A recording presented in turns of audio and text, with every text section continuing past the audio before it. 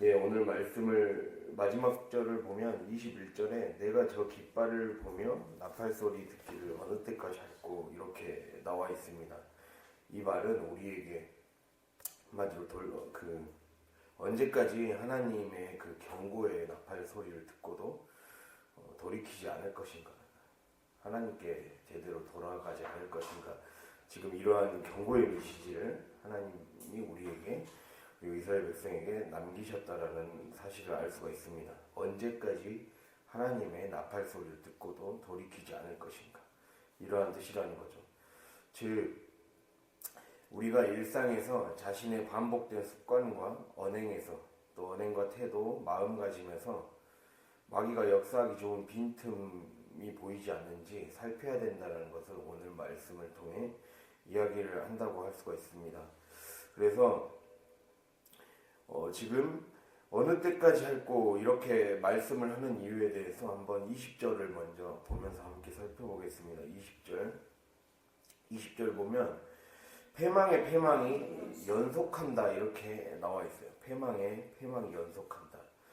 여기서의 패망은 그 히브리어로 셰베르라고 해서 균열, 틈, 파열 이런 뜻을 갖고 있습니다. 균열되고 빈틈이 보이는 것. 그러니까 패망의 패망이 연속했을 때 그걸 그러니까 한마디로 우리 삶에 균열이 나타났을 때, 틈이 보였을 때 그 틈을 메우는 작업을 하지 않으니까 그 다음에 탈취를 당하고 말았다는 거예요. 지금 그런 의미를 갖고 있습니다. 단순한 균열, 틈, 파열로 출발했던 것이 점점 반복되고 심화되면서 붕괴되어 버렸다는 거예요. 그거를 막지를 못했다는 거예요. 패망에 패망이 연속했다. 이걸 그대로 번역하면 균열 위에 균열이 또 계속 이어지기 시작했다. 갈라지던 것들이 계속 갈라지면서 결국에는 손 쓸 수 없는 지경에까지 이르고 말았다.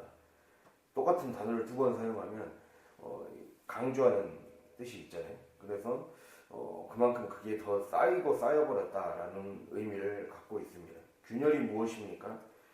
균열은 갈라져 터진 상태를 균열이라고 해요. 균은 거북이의 등껍질을 균이라고 합니다. 거북이의 등껍질 같이 싹싹 갈라진 상태. 그래서 갈라져 터져버린 상태.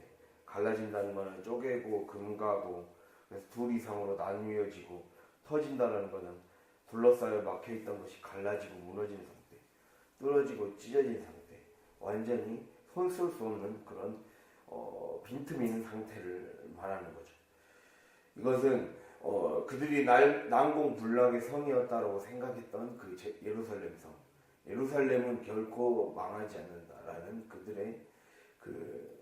그들의 신념이 있었어요. 그런데 결국에는 무너지고 말았죠. 하나님 뜻대로 살지 않다 보니 그거를 기회를 주실 때 회개하고 계속해서 틈을 허락하다 보니까, 공간을 허락하다 보니까, 마귀에게 공간을 허락하다 보니까 망하고 말았습니다. 그래서 우리는 항상 기억을 해야 됩니다.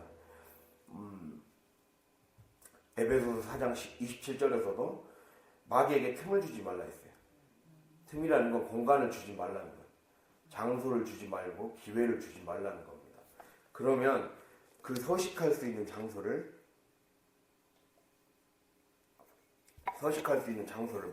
만들어 주지 말라는 거예요. 그거를 하나님이 우리에게 지금 말씀하고 있습니다.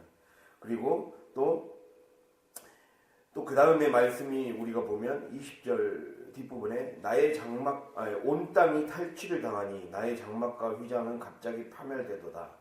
그래서 탈취와 파멸은 같은 단어를 똑같이 사용했거든요.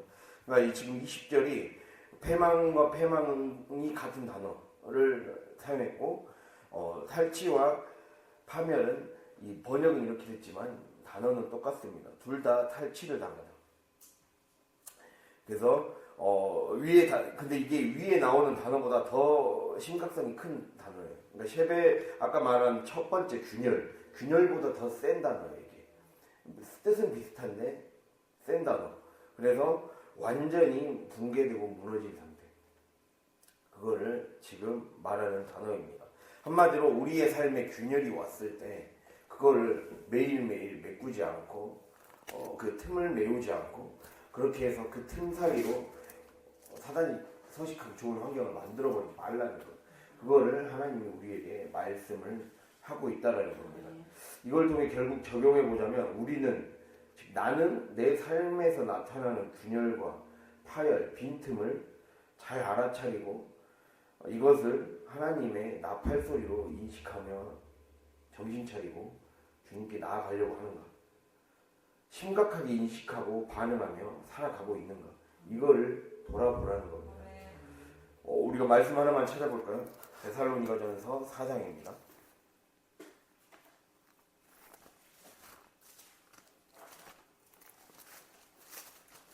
4장 16절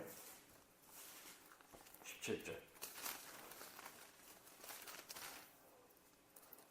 332페이지 4장 16절 17절 함께 읽겠습니다. 주께서 오령과 천사장의 소리와 하나님의 나팔 소리로 친히 하늘로부터 강림하시리니 그리스도 안에서 죽은 자들이 먼저 일어나고 그 후에 우리 살아남은 자들도 그들과 함께 구름 속으로 끌어올려 공중에서 주를 영접하게 하시리니 그리하여 우리가 항상 주와 함께 있으리라. 5장 1절부터 6절도 함께 읽겠습니다. 형제들아, 때와 시기에 관하여는 너희에게 쓸 것이 없음은 주의 날이 밤에 도둑같이 이를 줄을 너희 자신이 자세히 알기 때문이라. 그들이 평안하다 안전하다 할 그때에 임신한 여자에게 해산의 고통이 이름과 같이 멸망이 갑자기 그들에게 이르리니 결코 피하지 못하리라. 형제들아, 너희는 어둠에 있지 아니하며 그날이 도둑같이 너희에게 임하지 못하리니 너희는 다 빛의 아들이요 낮의 아들이라. 우리가 밤이나 어둠에 속하지 아니하나니 그러므로 우리는 다른 이들과 같이 자지 말고 오직 깨어 정신을 차릴지라. 아멘. 예, 우리 여기 16절에 보면 주께서 호령, 천사장의 소리, 하나님의 나팔 소리로 강림하신다. 나팔, 나팔은 보통 전쟁이 일어날 때 전쟁을 알리는 경보 사이렌 같은 거였어요.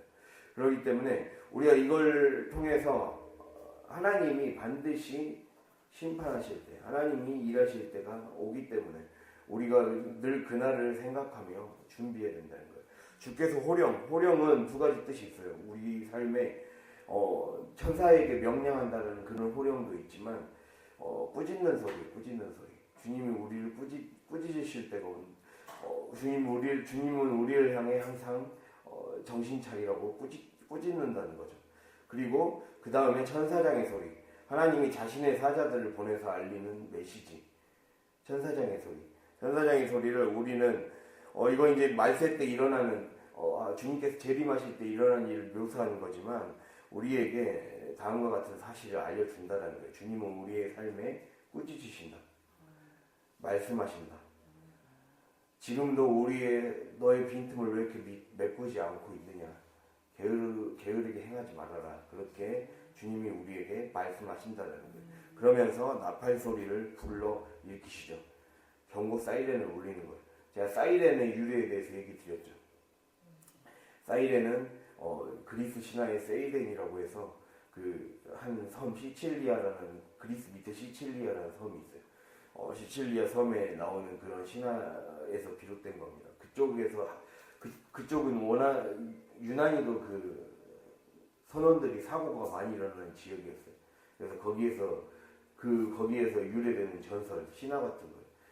거기에는 항상 그 반인 반수의 여자 몸을 한 그 괴물이 살고 있어서 그 아름다운 노래소리로 사람들을 유혹해서 혹해서 거기에서 죽어버린다는 거예요. 사람들을 죽게 한다는 거예요. 그래서 이 사람들이 위기가 겪을 때 그 소리를 듣고 깨어나라라는 의미로 사이렌의 그 시초가 된 바이 되었습니다. 사이렌이라는 것은 우리의 삶을 위기와 나를 잡아먹을 수 있는 그 틈을 주지 말라라는 그러한 우리의 경고 사인이라는 의미로 경고라는 의미로 우리에게 지금 그 교훈을 전해주고 있다고 할 수 있습니다. 그러니까 한마디로 우리의 삶에 진즉에 우리 삶에 균열이 보이고 틈이 보일 때 안전 진단을 수시로 하든지 아니면 더 큰 일이 생기지 않게 하기 위해 보강 공사를 해야 됩니다. 우리는 그렇게 늘 매일매일 안전 진단을 해야 돼요. 하나님은 여러분의 삶에 그 약점과 그리고 계속되는 습관과 이런 걸 통해서 말씀하고 계세요. 그것이 곧 우리의 삶에 언젠가는 사이렌 소리가 될 수가 있어요. 그것 때문에 내가 넘어서지 못하면 그것이 나를 잡아먹는 균열을 넘어서서 붕괴. 아까 첫 번째 단어가 패망이 균열이었다면 탈취당한 건 붕괴된다는 소리거든요. 완전히 붕괴되버리고 박살나버린다는 뜻이에요. 그래서 박살나지 않으려면 우리가 어떻게 해야 되느냐? 늘 안전 진단을 하라는 거예요. 주님이 우리에게 그렇게 말씀하고 있어요. 근데 주님은 그렇게 늘 우리를 삶에서 꾸짖으시고 책망하시고 천사장의 소리, 즉 하나님의 사람들을 보내셔서 메시지를 전하게 하시며, 그리고 그것마저 되지 않으시면, 그것마저도 제대로 듣지 않으면 결국에는 나팔 소리, 이제 곧 전쟁 온다, 이제 진짜로 무너진다, 그 소리가 왔다라는 것은 큰일 났다는 거예요. 그렇기 때문에 그거는 갑자기 임한다는 거예요. 여기도 지금 이 날이 언제 이를지 모른다 했고 도둑같이 이른다 했어요. 그리고 예레미야서에서도 20절에 갑자기 파멸됐다고 그랬잖아요. 그들이 이렇게 한순간에 무너질 줄 몰랐다는 거죠. 예루살렘만큼은 한순간에 무너질 거라고는 그들이 상상하지 않았지만, 그들이 자꾸 삶에서 우상을 숭배하고 또 정치 외교적으로는 자꾸 강대국을 의지하는 그러한 정책을 하다 보니까 결국에는 틈을 내주고 말았어요. 그래서 바벨론에게, 아수르에게 완전히 멸망하고 말았다는 것. 그들이 그렇게 삶에서 틈을 내준 것, 균열을 메꾸지 않은 것, 신앙의 균열을 메꾸지 않는 게 얼마나 큰 재앙으로 돌아가는가. 이거에 대해서 결국 우리에게 말씀하고 있는 겁니다. 작은 것을 소홀히 여기지 말라는 거예요. 나의 계속해서 반복되게 말씀을 통해 또 목사님의 분명을 통해 그것에 집착하면 안 된다. 그걸 자꾸 못 넘어서면 안 된다. 자신의 약점, 그리고 어떤 사건을 통해 얘기하시는 것을 넘어서지 못하는 자기 약점과 자기 불편함과 자신의 그 고난을, 자기의 악습을 넘어서지 못하면 아무 소용이 없다. 그 작은 것 속에 자기 십자가를 지는 그게 들어있는데, 그거를 자꾸 편한 방법으로 하려 하면 그것 때문에 넘어지고 무너지고 맙니다. 그래서 그거를 결국 오늘 하나님이 말씀을 통해 교훈을 주고 계신다는 겁니다. 그래서 작은 틈과 균열을 결코 방치하면 안 됩니다. 어둠을 방관하고 키우면 도둑같이 임하게 된다는 거예요. 도둑같이 임해서 빼앗기고 탈취당하는 일들이 발생하고 만다는 겁니다. 그래서 내 마음의 성소관리, 장막과 휘장도 갑자기 파멸됐다 했죠. 내 마음의 성소관리를, 즉 균열과 틈이 나지 않게 순간순간 관리해주지 않으면, 즉 방치하고 무신경하고 냉랭한 채로 살아가면 이제는 손 쓸 수 없을 지경으로 무너지는 순간이 반드시 온다는 거예요. 내가 좋은 토양을 매일매일 관리해내지 않으면, 풍부한 영성의 물이 공급되는 상태를 유지하지 않으면, 항상 유지하지 않으면 내 감정과 정서, 생각과 습관, 태도와 일상을 보내는 시간의 이 빈틈을 주면, 균열을 그냥 놔두면 탈취당한다, 빼앗긴다. 이거를 오늘 말씀을 통해 해주고 있다는 것을 기억할 수 있기를 바랍니다. 예. 목이 너무 많네.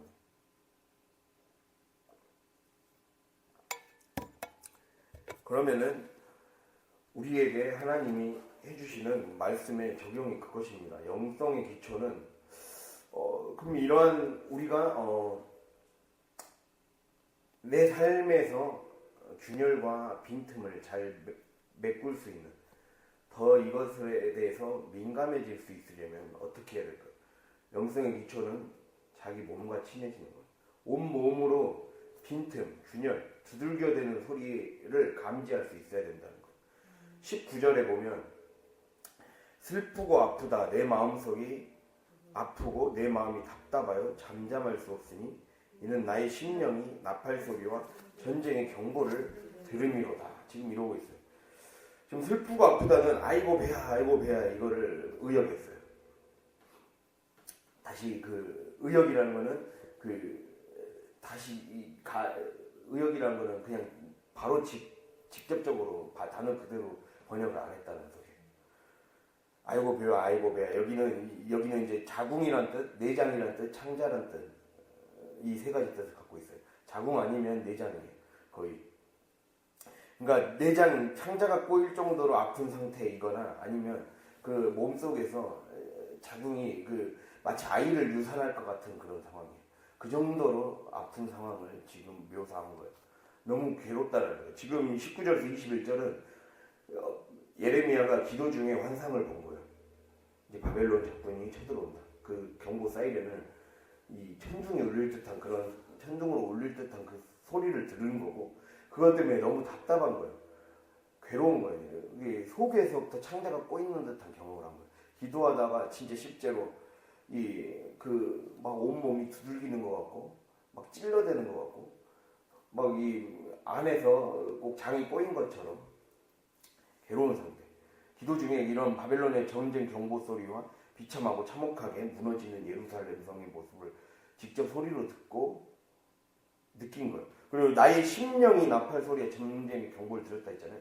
심령은 네페시라고 해서 목구멍, 목숨을 뜻해요. 목구멍이라는 뜻도 있거든요.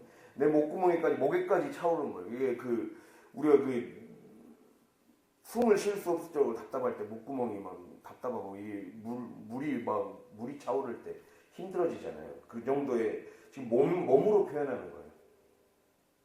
온 몸으로 죄의 심각성을 느끼고 있다는 거예요. 온 몸으로 사태의 심각성을 지금 느끼고 있다라는 사실이죠. 그러니까 나라가 망해가는 것을 온 몸으로 느끼고 있는 거예요. 지금. 그러면서 지금 21절을 그렇게 하는 거예요. 도대체 언제 돌이킬래? 이렇게 자주 말하는데도 하나님이 이렇게 자주 말하고 돌이키고 회개하라고 하는데도 왜 듣지 않고 신경 쓰지 않느냐? 왜 이렇게 무신경하냐? 지금 이렇게 말을 하고 있는 거예요. 왜 이렇게 무신경하냐? 무신경하다가 망해버렸다는 거예요. 무신경하다 망해버렸다는 거예요. 그러니까 일상에 우리나라도 이 꼴처럼 이 꼴이 돼버린 이유가 무엇입니까? 일상에서 거짓에 대해서, 거짓말에 대해서 깨어서 반응하지 않았기 때문에 여기까지 온 거예요. 십계명에 들어있는 거잖아요. 우리는 죄의 그 작은 것을 심각하게 여기지 않는, 무신경하게 여기기 때문에 망하는 거예요. 하나님이 내 삶에 복 주기 위해 너는 이거를 넘어서야 된다 라고 했을 때 그거를 무신경하게 여기지 말라는 거예요. 너가 복 받고 싶으면 반드시 너의 몸의 약함과 질병과 상처와 그리고 반복적으로 말씀하는 것, 넘어서라고 하는 것, 넘어서야 된다. 그러면 넘어서기에 애를 써야 돼요. 무진장 애를 써야 돼요. 그래야 살 수 있습니다. 그래야 하나님을 만날 수 있어요. 하나님 그 통로를 통해 만나주시는 거예요. 하나님은 자신의 약점을 통해 만나주시는 거고 하나님은 자기가 집착하는 그것을 통해 만나주시는 거예요. 그거를 끊어내야 돼요. 그걸 끊어내지 못하면 그것 때문에 자꾸 넘어지게 되어 있단 말이에요. 그래서 예민해지라는 소리죠. 그래야 하나님을 더 민감하게 만날 수 있어요. 그 수많은 사람들이 하나님을 돌아서고 무신경하던 와중에서도 예레미야가 쓰임받을 수 있었던 것은 하나님의 마음을 느낄 줄 아는 사람이었기 때문입니다. 우리는 하나님의 마음을 느낄 줄 아는 사람이 되어야 된다는 거예요.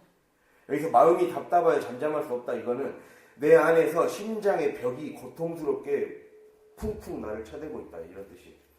심장의 벽이.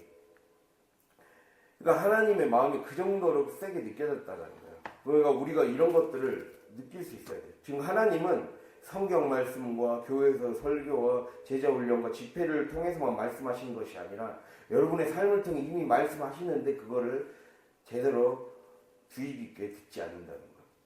내가 순종하고 싶다고 하잖아요. 순종하고 싶으면 내 약함을 넘어서야 돼요. 순종하고 싶다면 내 약함과 내 육체의 한계, 생각의 한계, 감정의 한계, 정신력의 한계를 넘어서야 돼요. 그러면 순종이 안 되는 거예요. 당연히 순종이 안 되는 거예요. 순종은 내 삶으로 내려가야 되기 때문에. 즉 하나님은 성경 말씀, 설교, 제자 훈련 그리고 집회 등을 통해서만 말씀하는 것이 아니라 내 자신을 통해 나의 생각과 느낌, 내 육체와 꿈, 상처, 나약함, 악하고 약한 습관들을 통해서 말씀하신다는 거예요. 그렇기 때문에 우리가 내 자신의 고통과 악습과 나약함과 연약함에 자꾸 거기에 고립되어 버리고 자꾸 거기에 집착해 버리고 매몰되어 버리면 안 된다는 거예요. 그것 때문에 자꾸 시험에 들고 그것 때문에 자꾸 반복되고 있잖아요. 넘어서야 돼. 하나님은 그 다음 단계를 무궁무진하게 펼쳐가고 있거든요. 신앙의 단계는 무궁무진합니다. 점점 가면 갈수록 하나님이 펼치실 길들이 많고 세계도 큰데 기초 이상을 못 벗어나는 것이 안타깝다라는 거죠. 하나님이 언제까지 할 거, 어느 때까지 할 거, 지금 그 말이 어느 때까지 할 거, 어느 때까지 무신경한 채로 머물러 있겠느냐라는 거죠. 그래서 깊이 묵상하고, 그러니까 우리가 무엇을 묵상해야 되느냐? 말씀을 통해 나의 약함을 묵상하는 거예요. 말씀을 통해 나의 상처를 묵상하는 거예요. 상처를 매몰되고 거기 빠지라는 소리가 아니라 상처를 통해 하나님이 나에게 지고 가고자 하는 십자가를 묵상하는 거예요. 그리고 그것을 넘어서라는 거예요. 그것을 반드시 하나님이 원하시는 방법으로 넘어서는 그러한 씨름이 있어야 된다는 거예요. 그렇지 않으면 결국 하나님 깊이 만날 수 없습니다. 하나님을 상처를 통해 자신을 깊이 묵상하고 이것들이 내가 지고 가야 할 십자가로 생각하며 지고 나가다 보면 하나님을 깊이 만날 수 있다는 겁니다. 그래서 나의 사건, 내가 처해 있는 현장, 무의식의 세계까지 하나님께 나아가는 모든 통로가 됩니다. 성경에 등장한 대부분의 인물은 하나님께 나아가는 길이 자신을 정직하게 직면하게 되는 실패와 고통, 연약함, 아픔, 자기의 나쁜 습관과 약함, 연약함이 보이는 자리, 자기가 처해 있는 가난과 부족함과 결핍의 자리, 바로 거기에서 하나님을 만났다는 거예요. 거기에서 하나님 자신을 넘어서서 하나님을 만났다는 거예요. 오히려 거기에서 하나님을 더 깊이 만났다는 거예요. 하나님께 나아가는 길은 잘못된 길, 돌아서는 길, 가는 우회로, 실패, 그리고 자기 자신에 대한 깊은 실망 등을 통해 더 잘 찾을 수 있습니다. 이해 가십니까? 하나님께 나아가는 길은 잘못된 길, 돌아서 가는 우회로, 실패, 그리고 자기 자신에 대한 깊은 실망 등을 통해 하나님을 더 만난다는 거예요.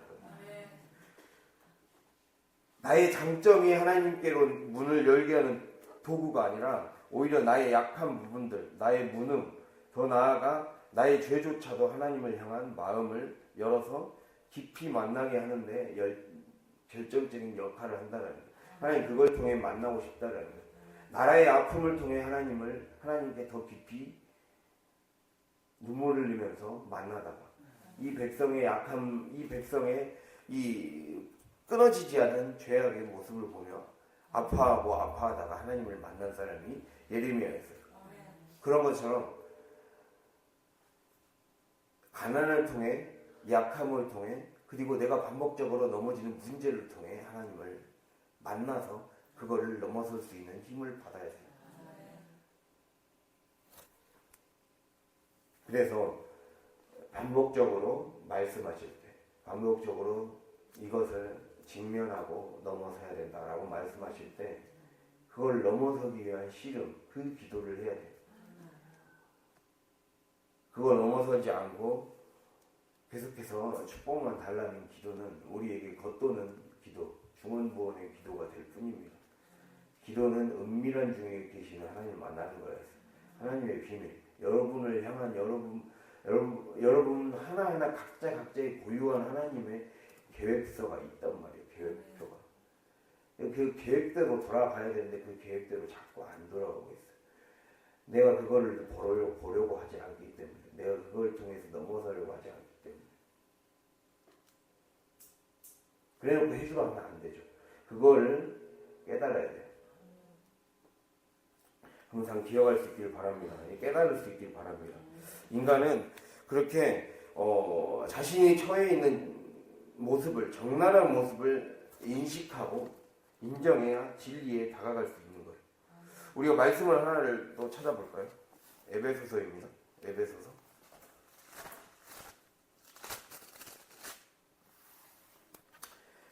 에베소서 4장 7절에서 10절입니다. 314페이지.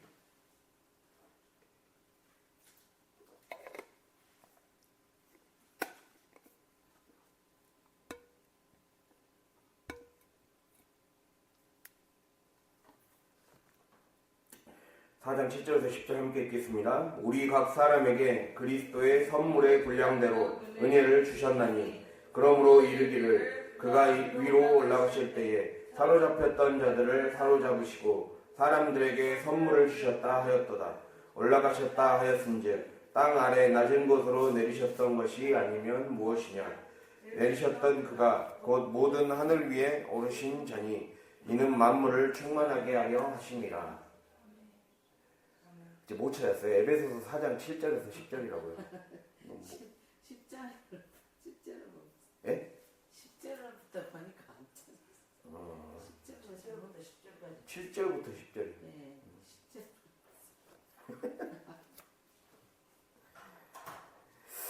여기 보면요.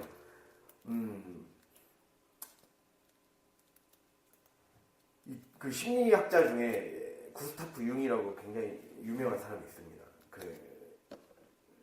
그 학자가 무엇이라고 얘기했냐면 인간은 자기 내면에 존재하는 어둠 속으로, 무의식의 세계 속으로 이 어두운 저승 지옥의 세계로 내려가야 하나님을 만날 수 있다 라고 했어요. 하나님 천국을 만날 수 있다. 우리가 사도신경에 보면 사도신경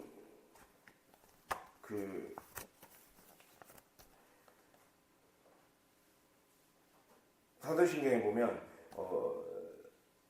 십자가에 못 박혀 죽으시고 장사한 지 사흘 만에 죽은 자 가운데서 다시 살아나시며 라고 했잖아요.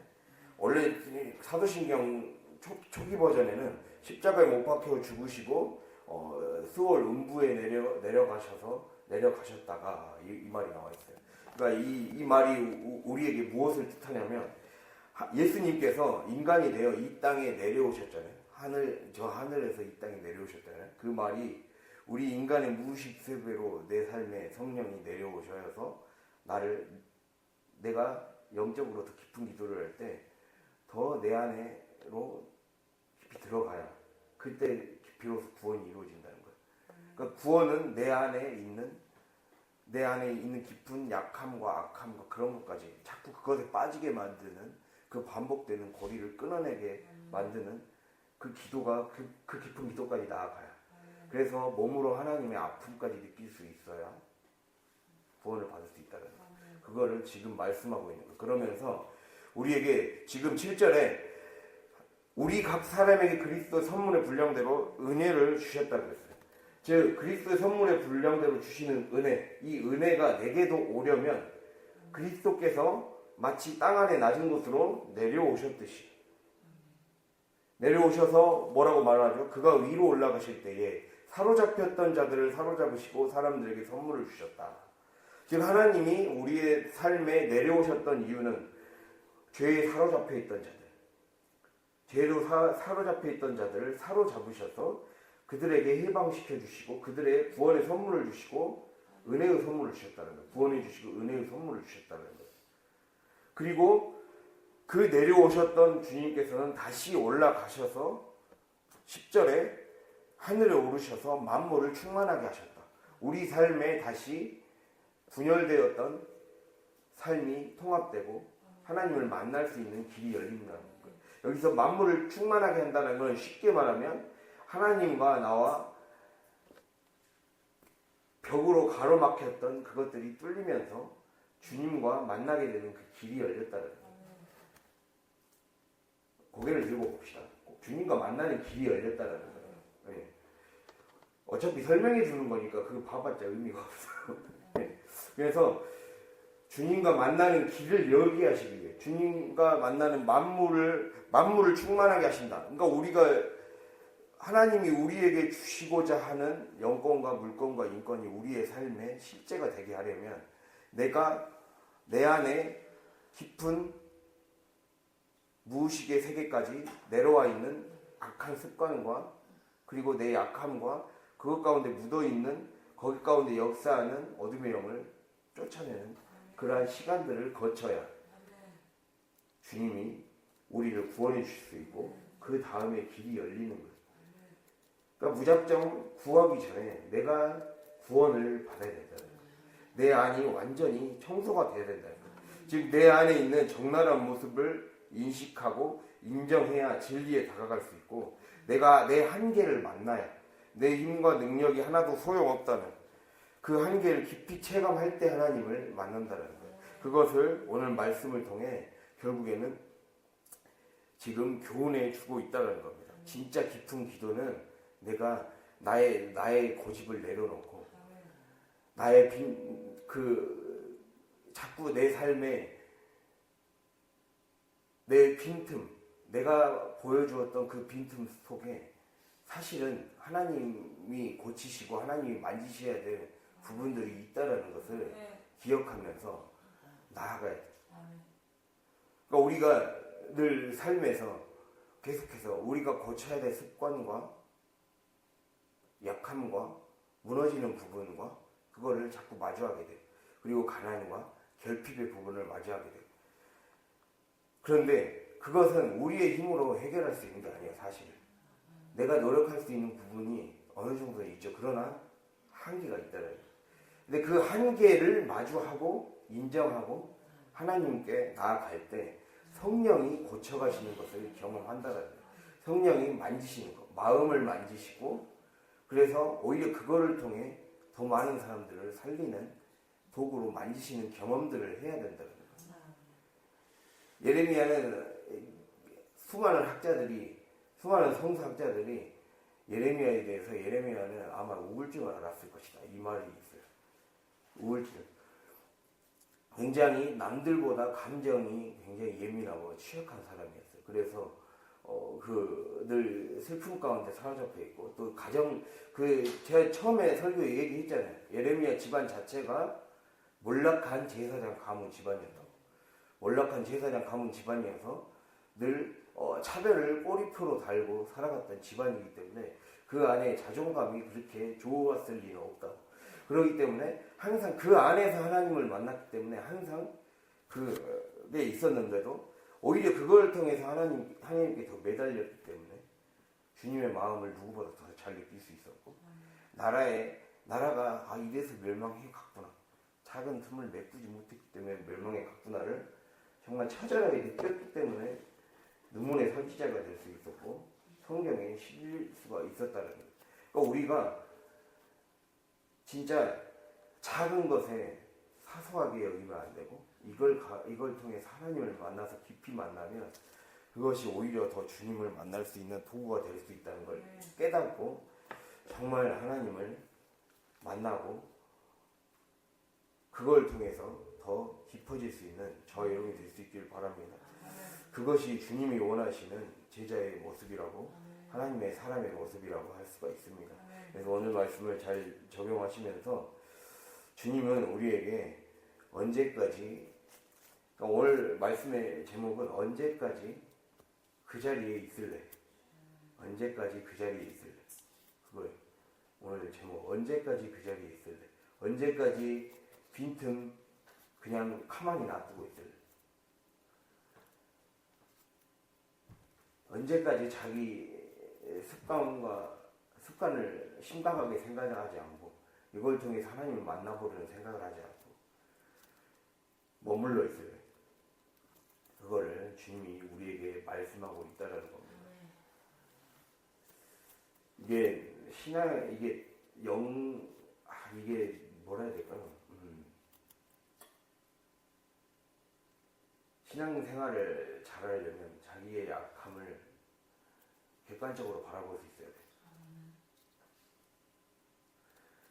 객관적으로 딱 얘기해 주잖아요. 목사님이 객관적으로 얘기해 주잖아요. 그럼 나도 객관적으로 그거를 바라보고 떼어낼 수 있어야 돼. 그거를 영성에서는 초연해진다고 해요. 그거를 떼어낼 수 있어요. 디태치먼트. 그러니까 내가 이걸 떼어낸다는 소리거든요. 딱 너무 달라붙어 있어. 내 감정이 내 아픔에 너무 달라붙어 있어. 내 가난의 경험에 너무 달라붙어 있어. 그걸 떼어내야 돼. 여러분 이거 이해가 가셨나요? 이거에 자꾸 달라붙어 있으니까 차에 그만 달라붙어 있으세요. 알았죠? 그거 계속 그거 못 넘어서면 하나님이 개인차 주실 수도 있다니까요. 그 개인차 주시게 하려고 훈련시키잖아요. 떼어내야 돼. 여러 분야에서 하나님은 각자에게 떼어내라. 떼어내지 못하면 힘들어진다. 그것 때문에 내가 그 빈틈 때문에 그 빈틈 사이로 파고들어서 사자가 서식하기 좋은 환경이 된다. 이거를 말씀하신다는 걸 기억하면서 오늘 말씀이 잘 적용이 될 수 있길 바랍니다. 기도하겠습니다.